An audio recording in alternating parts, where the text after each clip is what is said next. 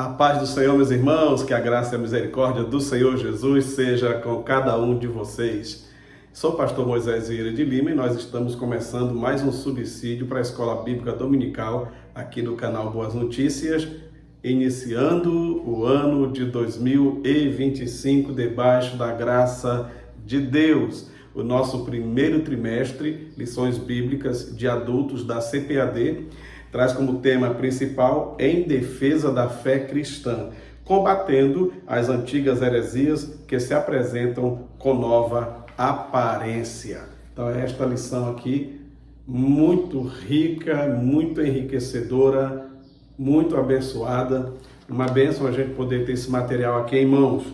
O comentador desta lição, o comentarista é o pastor Ezequias Soares. Pastor Ezequias Soares é o comentarista desta lição abençoada deste primeiro trimestre de 2024. Nós damos graças a Deus pela Casa Publicadora das Assembleias de Deus trazer esse tema em tempo oportuno para todos nós, certo? Vamos tratar de apologética durante todo este trimestre. Apologética, de forma bem singela, é a defesa da nossa fé. Eu espero que você esteja conosco durante todo esse trimestre, acompanhando aqui nossos subsídios. A nossa primeira lição, quando as heresias ameaçam a unidade da igreja. A lição 2, somos cristãos. A lição 3, a encarnação do verbo. A 4, Deus é triuno. A 5, Jesus é Deus. A 6, o Filho é igual ao Pai.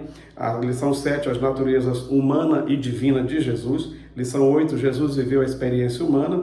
A lição 9, quem é o Espírito Santo? Vamos tratar aí de pneumagiologia. O pecado corrompeu a natureza humana. A lição 10, aí já é a martiologia. A lição 11, a salvação não é obra humana, soteriologia, a doutrina da salvação. A lição 12, a igreja tem uma natureza organizacional, aí já é eclesiologia. E a lição 13, perseverando na fé em Cristo. Então vamos tratar aqui de cristologia, teotologia e vários assuntos importantes que hoje precisamos entendê-los e defendê-los, certo? E a nossa primeira lição, o tema é esse, o assunto de hoje, a lição primeira de 5 de janeiro de 2025, quando as heresias ameaçam a unidade da igreja. O textuário diz: amados, procurando eu escrever-vos com toda a diligência acerca da comum salvação, tive por necessidade escrever-vos e exortar-vos a batalhar pela fé que uma vez foi dada aos santos. Judas, capítulo único, versículo 3. E esse Judas aqui não é o Judas que traiu Jesus, tá? É outro Judas. A verdade prática: heresias são crenças e práticas contrárias ao pensamento bíblico que distorcem os pontos principais da doutrina bíblica. Heresias, o que são heresias? A verdade prática já responde. São crenças e práticas contrárias ao pensamento bíblico que distorcem ou até mesmo torcem os pontos principais da doutrina bíblica. A leitura bíblica em classe está em Atos 20, 28 ao 31, 1 de Pedro 3, 15 e 16 e 2 de Pedro 2, 1 ao 3. Diz-nos assim, Atos 20, 28 ao 31.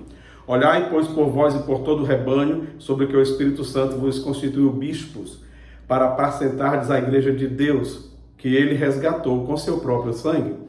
Porque eu sei isto, que depois da minha partida entrarão no meio de vós lobos cruéis, que não perdoarão o rebanho, e que dentre vós mesmos se levantarão homens, que falarão coisas perversas, para atraírem os discípulos após si.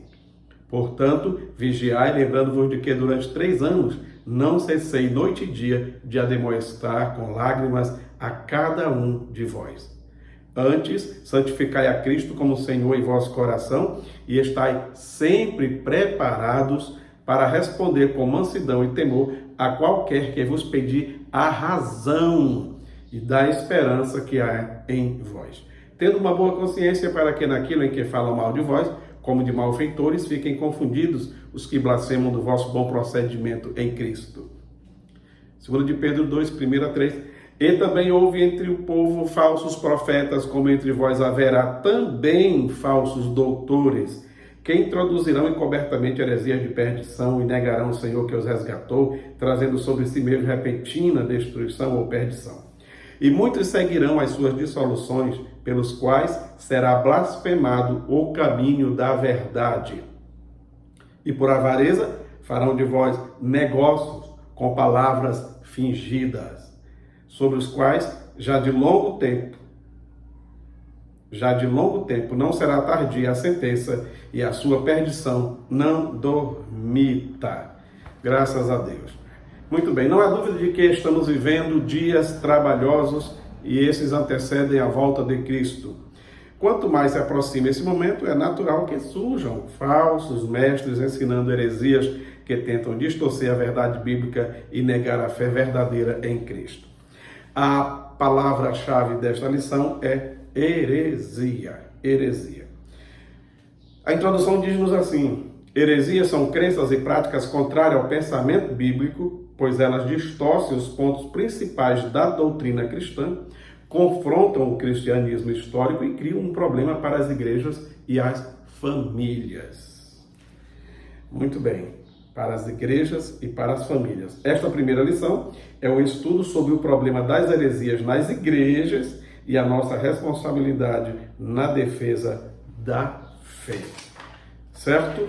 A lição está subdividida em 3 tópicos. O primeiro, as ameaças dos lobos vorazes. O segundo, o que é apologética? E o terceiro tópico, o que são heresias? Bem, então voltando aqui para o primeiro tópico, as ameaças dos lobos vorazes. Precisamos cada dia mais e mais obreiros, pastores, presbíteros, os líderes que lideram juventude, adolescentes, ministério infantil e todos aqueles que estão envolvidos de alguma forma na liderança na igreja precisam prestar cuidados pastorais. Quando aqui no subtópico primeiro, os cuidados pastorais, a gente pensa que é só para o pastor daquela congregação.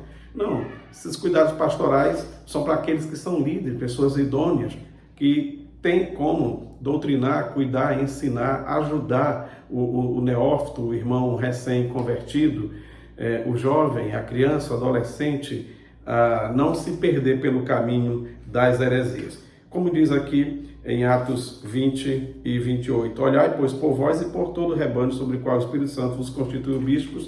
Era uma palavra direta ali que Paulo estava falando para aqueles obreiros, mas, porém, entendo que todo e qualquer irmão que está em situação de liderança, mesmo não sendo um pastor da congregação, tem que estar capacitado a defender a fé e ajudar os demais do rebanho, a gente levando as cargas uns dos outros, orando pelos outros, compartilhando a palavra e junto combatermos as heresias, tá?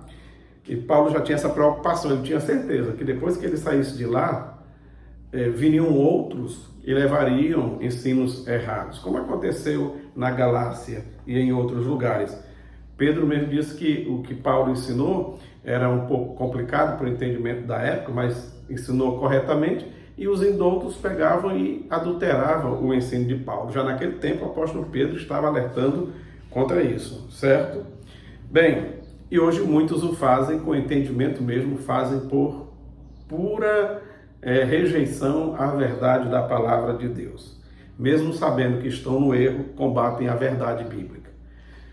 Sempre devemos estar preparados para enfrentar a zombaria dos críticos e a investigação honesta daqueles que buscam a verdade. Tem que separar isso aí. Existem os que são críticos e zombam da fé, escarnecem da palavra de Deus, mas tem aqueles que são críticos de forma honesta. Está criticando porque ele quer entender, está falando porque ele quer saber realmente como é que é, certo? Então precisamos diferenciar os dois tipos de pessoa. Aquele que defende, que zomba, que critica, que escarnece, e aquele que está questionando porque verdadeiramente não conhece e está procurando conhecer a verdade. E nas duas situações precisamos estar preparados para responder a qualquer um. No segundo tópico falamos sobre o que é apologética. A definição: apologética cristã é a defesa lógica, racional da fé cristã e de suas práticas doutrinárias. Quando alguém perguntar por que a gente batiza em águas, tem que saber. Por que nós cremos no arrebatamento da igreja? Você tem que saber, você que é crente, filho de servo de Deus. Por que cremos na atualidade dos dons, na língua estranha, no batismo com o Espírito Santo, na profecia? Porque acreditamos que há um céu e um inferno. Todos nós devemos estar prontos para responder essas perguntas, para não ficar igual uma certa irmã, que alguém chegou para ela e perguntou: ei, a senhora é crente, né? Sou, graças a Deus. E no que a senhora acredita? Ah, eu acredito naquilo que a minha igreja acredita. E no que a sua igreja acredita? Muito bem. A minha igreja acredita no mesmo que eu acredito. Ok? E no que a senhora e a sua igreja acreditam? E a mulher disse: ah, tá. Nós acreditamos a mesma coisa. E ficou o tempo todo sem saber defender a sua fé, a sua crença. Por que acredita que um dia vai para o céu? Por que acredita numa vida eterna com Deus? Não consegue defender. Não podemos ter esse tipo de pessoa, vivendo uma crença, empurrando com a barriga e de qualquer jeito. Tá? O termo aqui de 1 de Pedro 3,15, vem do substantivo grego apologia,